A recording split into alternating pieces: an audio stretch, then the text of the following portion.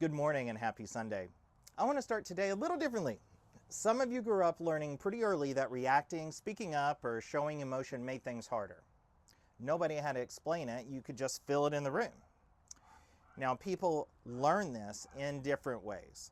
Some are told outright, like, don't talk back, stop crying, do as you're told, your opinion doesn't matter, because I said so. Others weren't told anything at all. They noticed what happened when they shared how they felt. There was either tension or someone shut down. Things went smoother when they stayed quiet. Different stories, same message. So what did you do? You adapted. You started paying attention to what worked. Then you did it again and again. Over time, some of you learned that having feelings created friction while managing yourself made life way easier for everyone else. A lot of people get told that makes you immature. It doesn't. It means you were awake.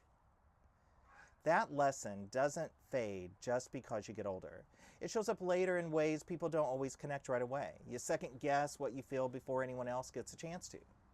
You explain yourself quickly, sometimes before you're even asked. You're often really good at understanding other people, but not always sure how much space you're allowed to take up yourself. Like how much you're allowed to have a reaction, ask for something, or say, hey, this matters to me, without feeling guilty for it.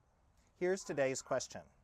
What happens when you learn early on that your feelings don't matter? If part of you hears that question and thinks, I'm being too much, stay with me.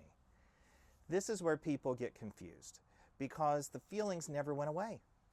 When you learn that your feelings don't matter, you don't stop having them. You stop trusting them.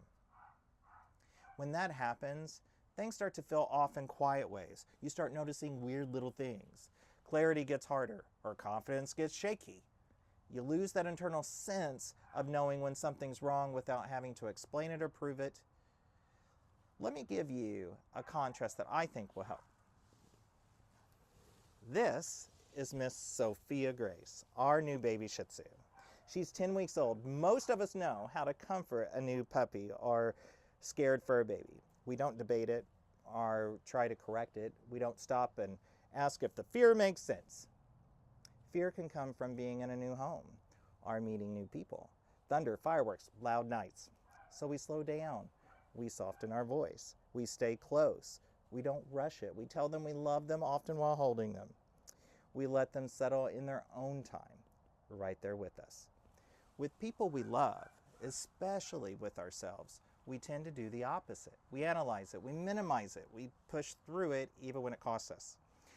It's not because we don't care. It's because somewhere along the way, we learned that feelings were something to manage instead of something to respond to. That lesson may have helped you once. It probably kept things calmer back then. Carrying it into adulthood can make it hard to feel real in your own life, like you're present but slightly disconnected from what you actually feel or want. Once you see it, you can't unsee it. If you've never had language for this, here it is. This is where ridiculously real mental health matters for real. Not fixing yourself or trying to outthink your emotions, but being honest about what you learned when you had to adapt, checking whether it still fits now. A reframe alone doesn't cut through something reinforced by years, sometimes generations. People need something they can feel, not just understand. So here's something simple. Not homework, just an interruption. The next time you notice yourself explaining, minimizing, or talking yourself out of what you feel, pause for a moment. Ask yourself, is this a situation where I learn to stay quiet?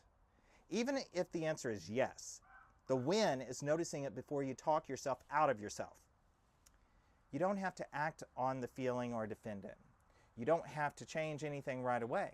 You're noticing whether you're responding to what's happening now or following an old rule that once kept you safe. That pause matters more than people realize. It's often the first time you respond to yourself instead of correcting or shaming or shutting yourself down. The person who wrote this question told me they make a point to tell their kids and grandkids they matter every chance they get. That's not just kindness. That's someone interrupting a pattern. If you're sitting there thinking, this explains a lot, you're not late. Age doesn't matter. You're not lacking anything. You're finally ready to put words to something that was never named for you before. When something finally has language, it stops feeling like a personal flaw and starts feeling like something you can relate to differently. If this hit you, I'm glad you're here.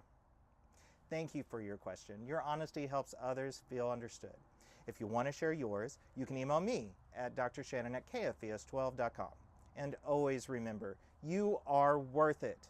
Lean into being the best version of yourself, one small step at a time. Happy Sunday.